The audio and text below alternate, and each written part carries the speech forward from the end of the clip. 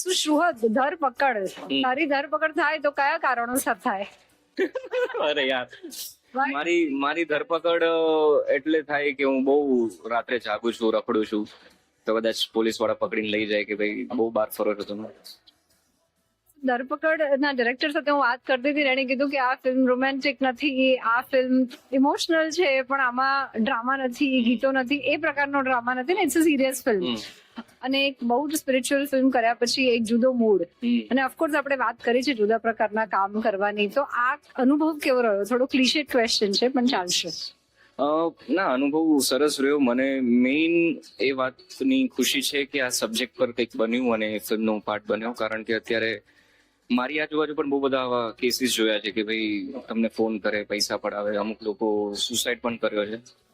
અને આપણા ખાસ કરીને આપણા પેરેન્ટ્સની એજના લોકોને નથી ખબર, એ એટલા ડિજિટલી અવેર નથી, તો કદાચ એ આ ફિલ્મ જોશે તો એમને આઈડિયા આવશે કે કઈ રીતનું આખું એ લોકો વર્ક કરતા હોય છે, અને ઘણું ડિટેલમાં આ ફિલ્મમાં બતાવવામાં આવ્યું છે. તો આઈ હોપ કે વધારે લોકો સુધી પહોંચે, તો ફિલ્મની સાથે સાથે એક અવેરનેસ પણ લોકો સુધી પહોંચે. અને અત્યાર સુધી જે કામ કર્યા છે એની સામે આ જે પાત્ર છે એ કેટલું જુદું છે, અને એઝ એન એક્ટર કયા પ્રકારનું ફોકસ વર્કિંગ થયું? આ બહુ જુદું નથી, આ તો નોર્મલ જ છે, આમાં બહુ કઈ અલગ એવું નથી, બહુ નોર્મલ છોકરો છે. તમારી સાથેના જાણીતા લોકોમાં, સર્કલમાં કોઈની સાથે આવું કંઈક થયું હોય અથવા તો થતા થતા રહી ગયું હોય, એની એક્સપિરિયન્સીસ? ડિજિટલ અરેસ્ટના એક બે કેસીસ મારા અમુક ફ્રેન્ડ જોડે થયેલા, પણ અડધો દિવસ બધું ચાલ્યું એ લોકો, અને ત્યારે બહુ ઇનિશિયલ લેવલ પર થયેલા, જ્યારે આના પર કઈ બહાર એવી ચર્ચા જ નથી કે આવું કઈ થાય છે અત્યારે. અને એવા સ્ટેજ પર થયેલું, લકીલી એ લોકોએ ગભરાઈને ફોન કટ કરી દીધો, લકીલી. અને એમને ફોન કટ કર્યો, એના પછી એમને રિયલાઇઝ થયું કે આપણે એકવાર પોલીસને સામેથી જઈને ઇન્ફોર્મ કરે કે આવું થયું છે, અને પછી પોલીસ વાળા એમને કીધું કે ભાઈ આવું કઈ છે જ નહીં. બાકી અવનવા સ્કેમ તો થતા રહે કે ભાઈ તમને ફોન કરીને કે હલો શ્રોતભાઈ કેમ છો, બસ જો કે તમારા ઘર પાસેથી નીકળતો હતો, એટલે આપણે એમ થાય કે ઓળખે છે કે બસ ચલો કઈ નહીં, ચલો હું આવું છું તમારા ઘરે, મારે એમ બી મળવાનું જ છે તમારા ઘર વાળાઓને બધાને, હું આવું છું. પછી ફોન કટ કરે, પછી ફરીથી ફોન કરે કે અરે મારે છે ને તમને ઘરે પૈસા મોકલવાના હતા, પણ કે ભૂલથી મેં વધારે મોકલી દીધા, તમે રિટર્ન કરી દો.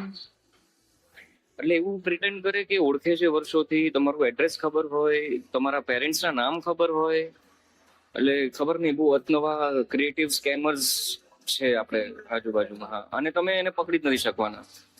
એટલે આનો એક જ ઉપાય છે જે આપણે કરી શકીએ કે અવેર રહો અને ડરો નહીં આવા સ્કેમર્સથી. તો એઝ એન એક્ટર તમે તો કેટલા બધા એક્સપોઝ હો સોસાયટીમાં, સોશિયલ મીડિયા પર, એવરીથિંગ. સામાન્ય લોકો સાથે આવું થતું હોય છે, તો એવો કોઈ ફિયર ખરો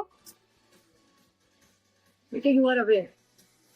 અવેર એમાં એવું છે કે હું મારી એક્ટિંગ લાઈનની શરૂઆત જ સ્ટ્રીટ પ્લેસ થી થઈ હતી, અને એ બી સ્ટ્રીટ પ્લેસ કે ના હતા, બેન્કિંગ અવેરનેસ ના હતા.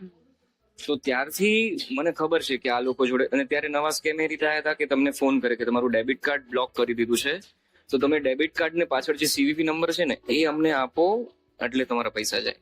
એટલે ત્યારથી બધા સ્કેમ્સ ને, એટલે આ બાબતે હું થોડોક અવેર છું કે ભાઈ કેવા કેવા સ્કેમ્સ આવે છે, કઈ રીતે એ લોકો સ્કેમ કરી શકે છે, પણ ક્યારે તમે પહોંચી નથી શકવાના. એટલે હમણાં મને બીક એ કરી ગઈ છે કે મારી ઘરે પેલા ગેસ વાળા આયા, અદાણી ગેસ વાળા, અને કે કેવું તમારું બિલ બાકી છે, એટલે તરત મારું એક દિમાગ એક્ટિવ થઈ ગયું કે ભાઈ આ સાચો છે વ્યક્તિ શું છે.